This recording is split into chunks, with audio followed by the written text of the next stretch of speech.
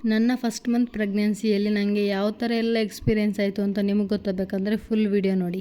ನನ್ನ pregnancy confirm ಆಗೋ ಅಷ್ಟೊತ್ತಿಗೆ ನನಗೆ 5 ವೀಕ್ಸ್ ಆಗಿತ್ತು. ಸೊ ಕನ್ಫರ್ಮ್ ಆದಮೇಲೆ ನಾವು ಫಸ್ಟ್ ಮಾಡಬೇಕಾಗಿರೋ ಕೆಲಸ ಗೈನಕಾಲಜಿಸ್ಟ್ನ ಮೀಟ್ ಮಾಡೋದು. ಕನ್ಫರ್ಮ್ ಆದಮೇಲೆ ನಮ್ಮ ಮನೆ ಹತ್ರ ಸಾಕಾರ್ ನಗರಲ್ಲಿ ಒಬ್ಬರು ಲೇಡಿ ಡಾಕ್ಟರ್ ಇದ್ರು, ಗೊತ್ತಿರೋರು, ನಮ್ಮ ಫ್ಯಾಮಿಲಿ ಫ್ರೆಂಡ್ ಅವರ ವೈಫ್ ಅವರು. ಸೊ ಅಲ್ಲಿ ಹೋಗೋಣ ಅಂತ ಅಂದ್ಕೊಂಡ್ವಿ. ಡಾಕ್ಟರ್ನ ಮೀಟ್ ಮಾಡಿದ್ವಿ. ಮೀಟ್ ಮಾಡಿ ಪ್ರೆಗ್ನೆನ್ಸಿ ಕನ್ಫರ್ಮ್ ಆಗಿದೆ ಮ್ಯಾಮ್, ನೀವು ಒಂದ್ಸರಿ ಚೆಕ್ ಮಾಡಿ ಕನ್ಫರ್ಮ್ ಮಾಡಿ ಅಂತ ಮ್ಯಾಮ್ನ ಕೇಳಿದ್ವಿ. ಅವರು ಸ್ಕ್ಯಾನ್ ಮಾಡಿ ನೋಡಿ ಹೇಳಿದರು ಪ್ರೆಗ್ನೆನ್ಸಿ ಕನ್ಫರ್ಮ್ ಅಂತ.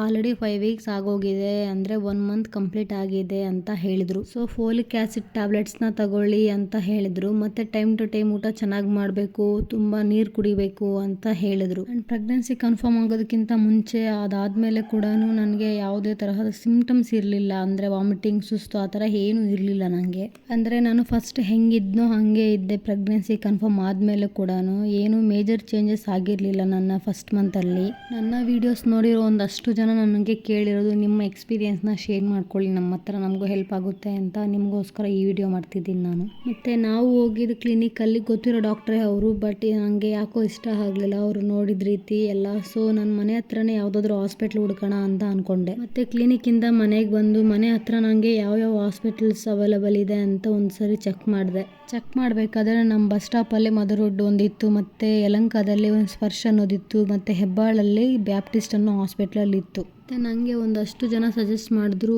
ಮದರ್ಹುಡ್ಡಲ್ಲಿ ತುಂಬ ಚೆನ್ನಾಗಿ ನೋಡ್ತಾರೆ, ಅಲ್ಲಿ ತೋರಿಸ್ಕೊ ಅಂತ. ಇನ್ನು ಸ್ವಲ್ಪ ಜನ ಬ್ಯಾಪ್ಟಿಸ್ಟಲ್ಲಿ ತುಂಬ ಚೆನ್ನಾಗಿ ನೋಡ್ತಾರೆ, ಅಲ್ಲಿ ತೋರಿಸ್ಕೊ ಅಂತ.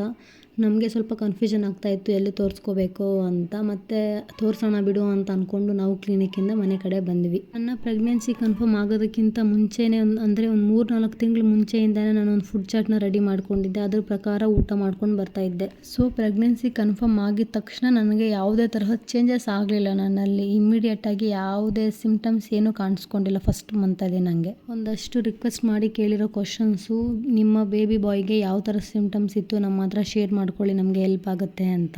ಆದಷ್ಟು ಬೇಗ ನಿಮ್ಮ ಹತ್ರನೆಲ್ಲ ಶೇರ್ ಮಾಡ್ತೀನಿ. ಕಂಟೆಂಟ್ ಇಷ್ಟ ಆದರೆ ಫಾಲೋ ಮಾಡಿ. Thank you.